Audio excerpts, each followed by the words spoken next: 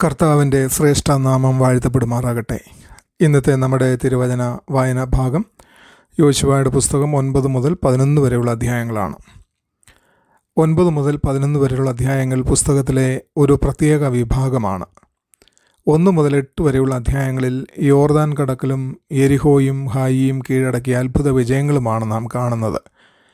എന്നാൽ 9 മുതൽ 11 വരെയുള്ള അധ്യായങ്ങൾ ദൈവവാഗ്ദത്തങ്ങളെ കൈവശമാക്കാനുള്ള ആത്മീയ യാത്രയുടെ മറ്റൊരു വശം വെളിപ്പെടുത്തുന്നു.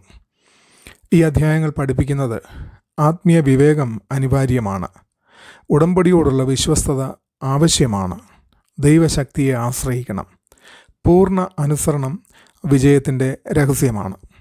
ഈ 3 അധ്യായങ്ങളും ക്രമമായി മുന്നോട്ട് പോകുന്നു. 9-ാം അധ്യായം വഞ്ചനയുടെ അപകടത്തെക്കുറിച്ച് ചൂണ്ടിക്കാണിക്കുന്നു. 10-ാമത്തെ അധ്യായം ദൈവിക ഇടപെടലിൻ്റെ ശക്തിയെക്കുറിച്ച് നമ്മെ കാണിച്ചു തരുന്നു. 11-ാമത്തെ അധ്യായം സമ്പൂർണ്ണ വിശ്വാസത്തിൻ്റെയും അനുസരണത്തിൻ്റെയും ആവശ്യകതയെക്കുറിച്ച് നമ്മെ മനസ്സിലാക്കുന്നു. 9-ാമത്തെ അധ്യായത്തിൽ പ്രധാനമായും ഗിബെയോന്യരുടെ വഞ്ചനയെക്കുറിച്ചാണ് നാം കാണുന്നത്. കനാന്യർ ഇസ്രായേലിൻ്റെ വിജയങ്ങൾ കേട്ടു. പല രാജാക്കന്മാരും യുദ്ധത്തിനായി ഒന്നിച്ചു. എന്നാൽ ഗിബെയോന്യർ മറ്റൊരു വഴി തിരഞ്ഞെടുത്തു.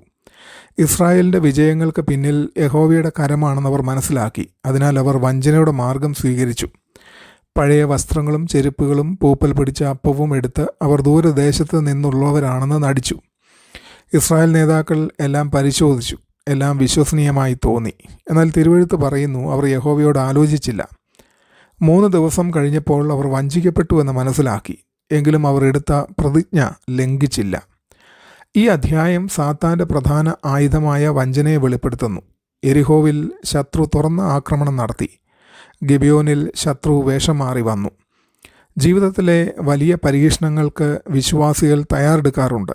എന്നാൽ ചെറിയ വിട്ടുവീഴ്ചകളിലൂടെയും യുക്തിസഹമായി തോന്നുന്ന കാര്യങ്ങളിലൂടെയും അവർ പലപ്പോഴും വീഴുന്നു.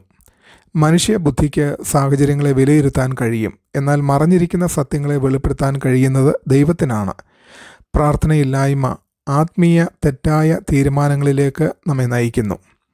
ഈ അധ്യായം ദൈവിക മാർഗനിർദ്ദേശത്തിൻ്റെ സിദ്ധാന്തം പഠിപ്പിക്കുന്നു. ദൈവജനങ്ങൾ കാണുന്നതുകൊണ്ടും ചിന്തിക്കുന്നതുകൊണ്ടും മാത്രം ജീവിക്കേണ്ടവരല്ല, അവർ ദൈവത്തെ ആശ്രയിച്ച് ജീവിക്കുവാൻ വിളിക്കപ്പെട്ടവരാണ്.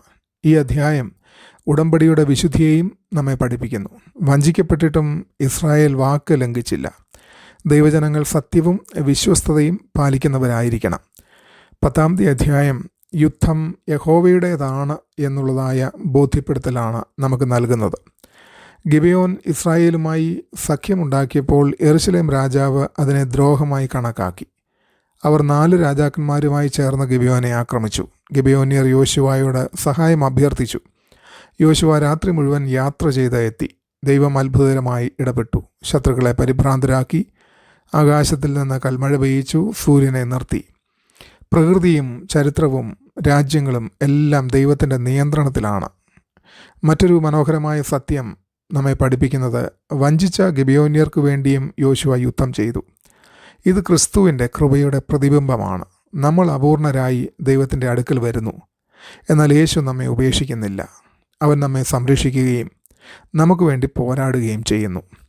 11-ാമത്തെ അധ്യായം ഹാസോറിൻ്റെ രാജാവായ യാബീൻ അനേകം രാജാക്കന്മാരെ കൂട്ടിച്ചേർത്ത വലിയ സൈന്യം രൂപീകരിച്ചു. കുതിരകളും രഥങ്ങളും നിറഞ്ഞ ആ സൈന്യത്തെ കണ്ട് ഇസ്രായേലിന് ഭയപ്പെടാൻ എല്ലാ കാരണങ്ങളും ഉണ്ടായിരുന്നു. എന്നാൽ ദൈവം പറഞ്ഞു, അവരെ ഭയപ്പെടേണ്ട.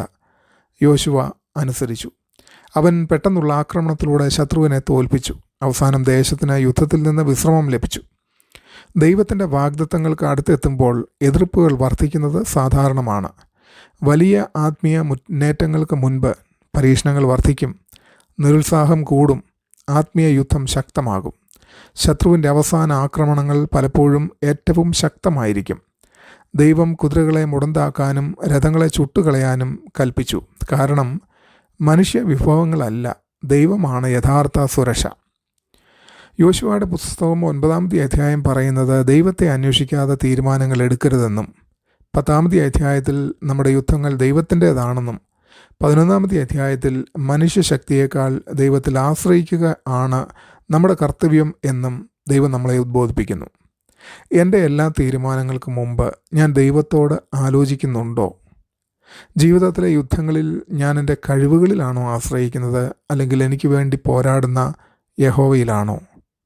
ഈ വചനങ്ങൾ നമ്മെ അനുഗ്രഹിക്കട്ടെ. ക്രിസ്തു നമ്മളെല്ലാവരെയും അനുഗ്രഹിക്കുമാറാകട്ടെ. ആമേൻ.